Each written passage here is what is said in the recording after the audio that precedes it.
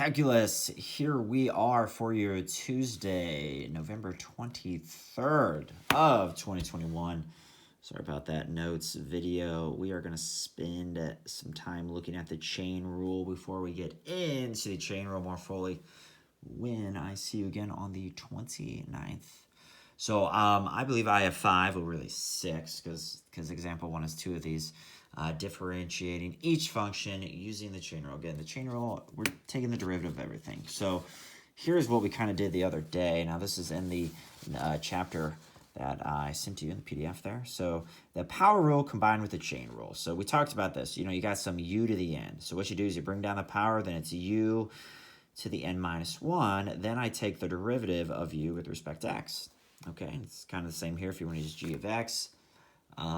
Your book gives it like this. So if you have f of g of x, right, then you take the derivative of this kind of outer function times g of x, and then you have to take the derivative of this g of x. Okay, so I'll try to explain that in both ways to you here. I kind of like the u example that we talked about, the u way of doing this.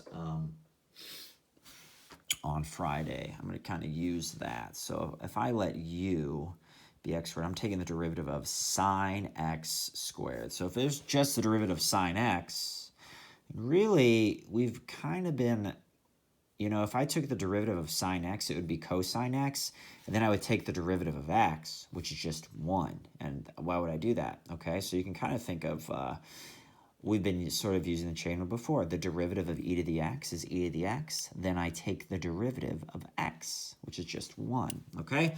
So if I let u be x squared, then I have sine u. Well, if I want to take the derivative of f of u, f prime of u would be I take the derivative of sine, which is cosine. Cosine u, then I have to take the derivative of this u with respect to x. I take the derivative of sine, which is cosine. Then I rewrite x squared. Then I have to take the derivative of x squared. What's the derivative of x squared? 2x.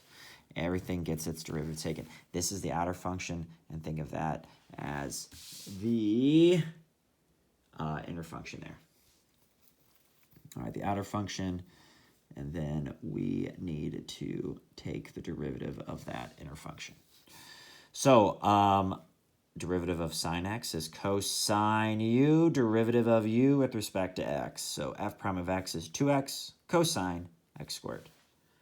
All right, let's take a look at how that is different than this one. Sine squared x. So sine squared x means sine x, all of it squared. I think this is a great one to use for u. If I let u be sine x, then f of u is simply u squared. If I took the derivative of u squared, it would be 2u du dx. Du dx. All right, what's the derivative of u with respect to x? What's the derivative of sine? Again, it's cosine. So again, bring down the power, write this, take the derivative of this. Bring down the power, write this because it's my u, take the derivative of u. It's important to know that 2 sine x cosine x is sine 2x.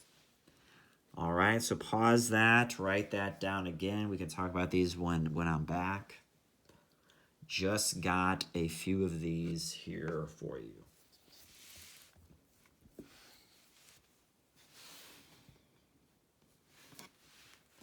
Let u be sine theta, e to the u. The derivative of any e to the u is e to the u, then the derivative of that exponent with respect to x.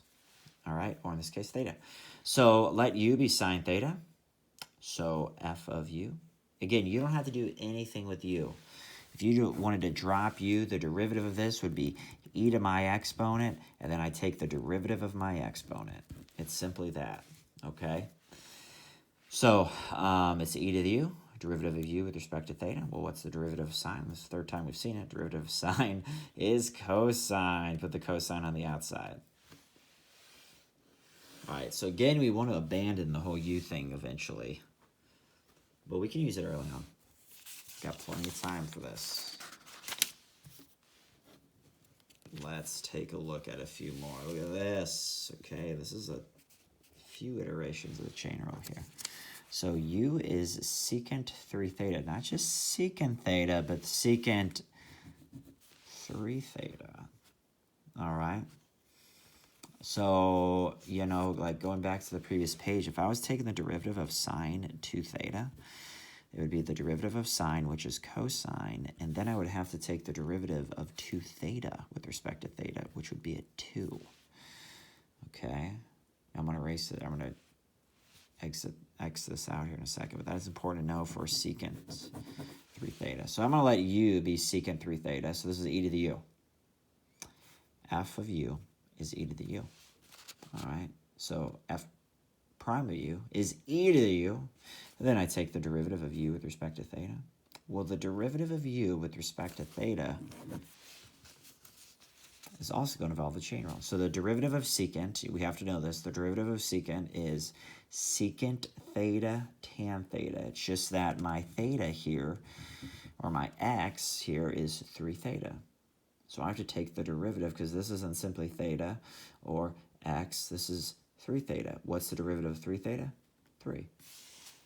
Every part of the function gets its derivative taken. All right, so derivative of u with respect to theta was this, which is right here, which is out in front. All right, again, we've got plenty of this practice. So 4 is a good one here. All right, I didn't write anything with respect to u, so I don't want to multiply this out 4 times. Instead, if this is u to the 4th would be 4 u to the 3rd derivative of u with respect to x. 4 u to the 3rd, 1 power less, derivative of u with respect to x. And that's what I have here. 4 u to the 1 power less derivative of this, which is right there. 4 times this is that. And I can raise this part to the 3rd. And that's good. All right? So, you know, when it's a little more complicated, I got to use the chain rule. So that's just everything gets its derivative taken is the chain rule. Just remember that. Every part of the function gets its derivative taken. Whereas here, I could do this one of two ways. So I could use the quotient rule with a minor usage of the chain rule here, right? Or I can use the product rule and a little bit of the chain rule here. So I did both ways.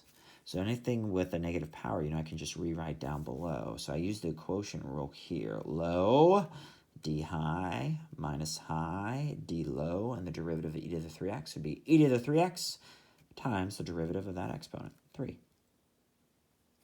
Okay?